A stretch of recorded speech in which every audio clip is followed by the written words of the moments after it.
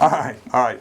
I probably, this is probably a reach, but my game column from this 45-17 win over Minnesota was about... Did you go with the boyfriend, girlfriend, just can't quit you?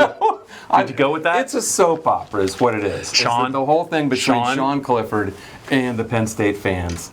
And every time they really, really want to hate him and they think, that's it. This is the gaffe and we're done. We're done. We're broken up. Then they get back together. Then they break up again. It's like Elaine Bennis. They broke up with him in the first series of the game, I think, today. It's like Elaine Bennis. Then they were back together in the second quarter. And Putty. But he did it again, didn't he? He did it again. Hey, I mean, it did look, even though it was early in the game, it looked like it was trending in a very, very bad direction. They had to be bringing Aller in. They had to be. They announced him as the starting quarterback. There were some boos. They booed James, and then he throws that interception that was bad. And you're like, is this a continuation of what happened at Michigan? And then, the tight ends get involved. He gets on a little bit of a roll, and the next thing you know, I mean, the whole offense was just really, really hard to stop. I suppose we ought to give Mike Yurcich some credit because he located the weak point in that defense, and God knows they didn't have anything the first quarter, which ended 3-0. Yeah. And in Minnesota's favor, this is a broken Minnesota team at this point. They were 4-point underdogs only because no one thought Penn State really had much to offer either. I think the bettors, but Minnesota's playing a backup quarterback. Yeah. They've got Mo Ibrahim and nothing else. I mean, they don't have a dependable wide receiver. They got a bunch of mutts on defense. They really shouldn't have been in this game. And this crowd was pissed off and ready to get more pissed off. And yet, Sean Clifford reels it back in again. I mean, you got to give the guy credit. He's the most maddeningly, remarkably resilient person I've ever seen in Penn State football. And just so we're clear, Dave, the Penn State fan base is the girlfriend in this. I just wanted to get that on record. So when you get some email, I'm not sure. It is late, and this column might be indecipherable by the end. But anyway, Clifford ends up with 295 yards, 4 touchdowns, and no picks after the first crappy overthrow of Parker Washington. And not only that, but he brought the entire team along with them because all of it was dead in the water. They couldn't run the ball. Mm-hmm. They didn't look like they had anything going with the receivers. And by the end, Tinsley's got a touchdown, and the tight ends have the Theo Johnson reappearance, and Parker Washington a renaissance with a spectacular catch. Yeah, it was needed. It's been missing. And the thing about Penn State's offense, it wasn't just the Michigan game.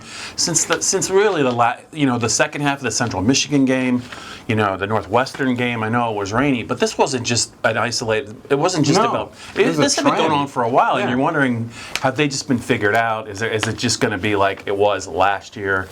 But they got it together. They looked really good, and they scored 38 points in the second and third quarters together, and they just kind of overwhelmed Minnesota. But yeah, they were only a slight favorite because they just hadn't done much on offense since the first half of the Central Michigan game. If it's another 5-1, 6-1 team, they're double-digit favorites over Minnesota because Minnesota at this point is kind of a punching bag. They were kind of a trendy, sexy pick to win the West at one point, and they've had back-to-back really tough physical losses against an underrated Purdue front, I think, that apart from their offense, which is Aiden O'Connell and a lot of really good receivers, Charlie Jones, and then they got a physical punishment from Illinois. And I don't know if you watched any of that game, but they came in here pretty much limp noodles. They did.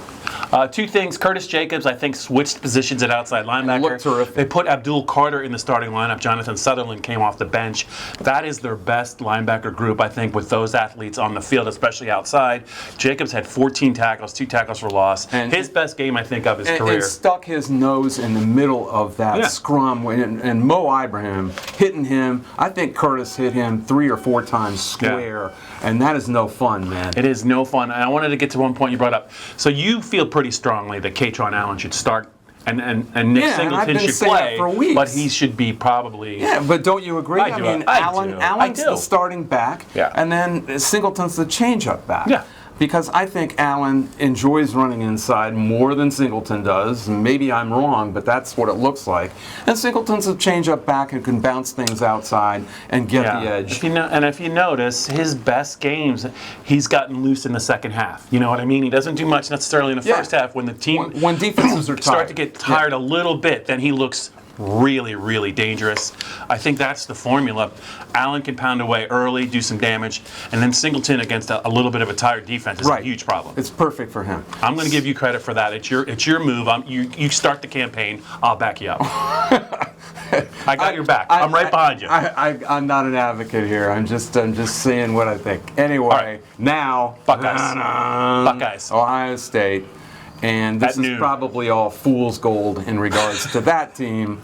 But they've always played Ohio State better than they've played Michigan. I think Michigan is and has been a bad matchup for Penn State, while Ohio State is a better matchup, even though they do better what Penn State has. Marvin Harrison Jr., Joey Porter Jr. You're stealing that from me. I am not stealing it. I'm teeing you up, you dummy.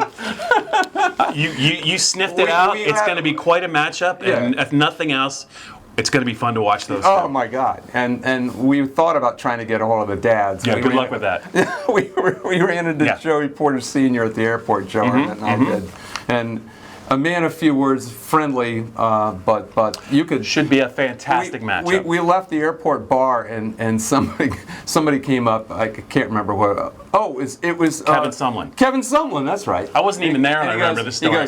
He goes, what you said about Joey Porter, that he was a badass. That was right on the money. Anyway, the two sons are going to go at it, and it's if you're at the, you're not going to be able to see it a lot on TV, but if you're at the game, you can just watch that battle on the outside, because those are two of the very best athletes in the country. Quite a matchup. Anyway, next time we talk from here, it'll be about the Ohio State game.